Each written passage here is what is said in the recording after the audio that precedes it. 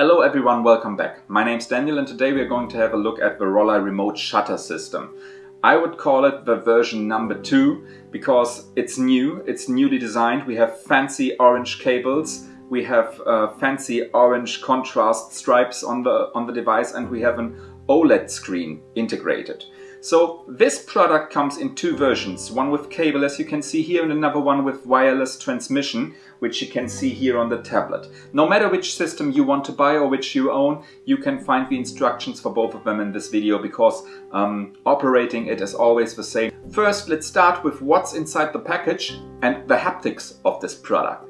When we open the package, the first thing we notice is that we have a German and English manual printed, not a PDF, not a QR code, a printed manual, great thing, I love it.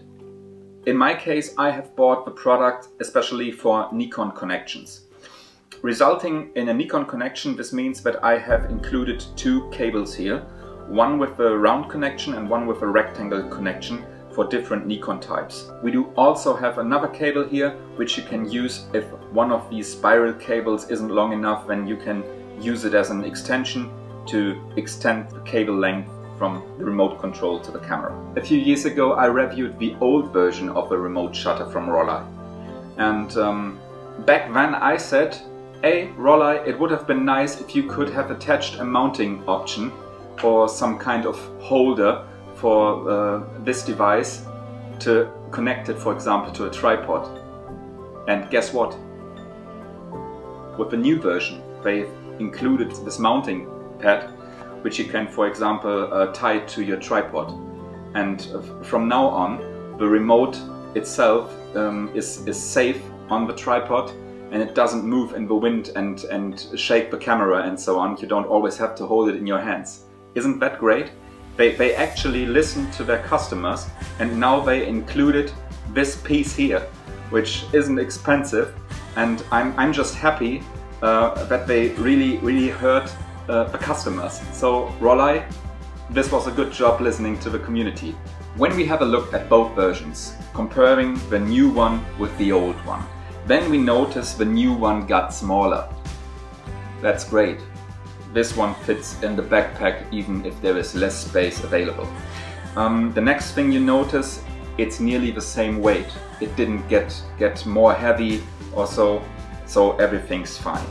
You have exactly the same amount of buttons, same functions available with one click. No changes in that. But there is one big advantage of the new version. While we have the opportunity to light up the display on the old version, we have now also the possibility to light up the buttons itself. That comes extremely handy when you are shooting in the dark, long time exposures in dark surroundings. Great. Now with light up buttons. Great. The next advantage, you can see it, we have an OLED display here, which shows any information you need. The series counter, the exposure time, the time between shots, all these informations are available at a glance. You don't have to go through the menu and change the display, which was sometimes quite painful on this device, because here you only had one row of information, and depending in which menu you were, it showed different times. So now you have everything at a glance, and here you have to switch between the display views. The haptics itself, on how this device feels, they are equally good as before. You have a slightly better feedback from the buttons here. When you press them, you get feedback. You feel the buttons more precisely. They feel more precise, while they were sometimes a little bit weak and wobbly on the old one. Now you have nice buttons with a nice touch point. The old version didn't have a dedicated power switch, which resulted in the device accidentally switching on in the backpack. The new one now has a dedicated power switch, which is a nice thing. So much to the haptics. Now let's see which functions are included with the new one and how you operate it. First of all, it is important that we have our camera powered on. and that it is set to bulb mode, which means we are in the manual mode and the camera is exposing the picture as long as we keep the shutter pressed.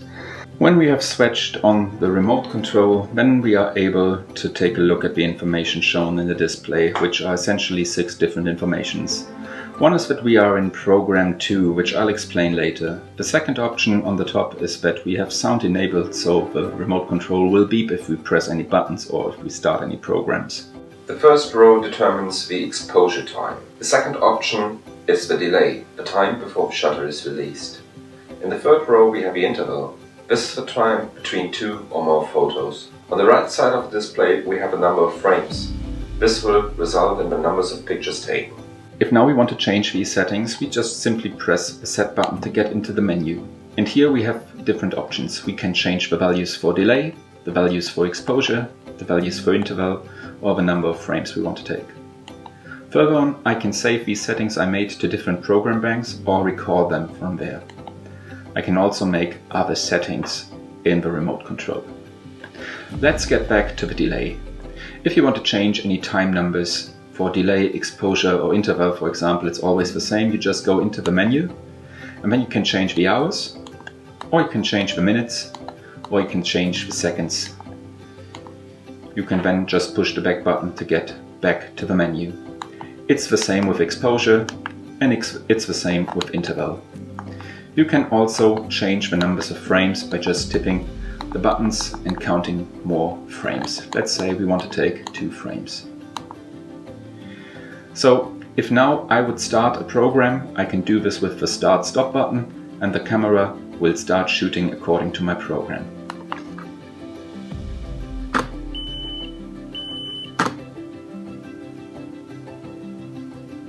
The numbers are counting down and you see the progress at all times. These were 2 shots taken with the program I defined. If I want to save this program now with 2 seconds on the exposure, 3 seconds on the delay and 4 seconds on the interval with 2 frames, then I can push the set button, get in the menu for the programs and can now enter the program menu. I would choose the first or the second program. I will now save these settings to the first program by pressing set once again. I could now load my program 1, or I could save these settings I just made to program 1 by pressing save. This was the program entry. We do also have a setting entry. In the setting menu we are able to activate or deactivate sound and the volume.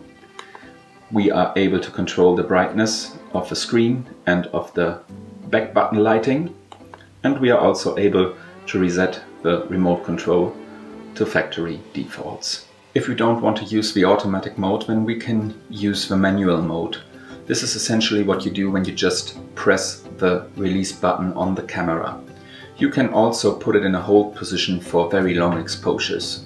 You just press it and the camera will expose the picture.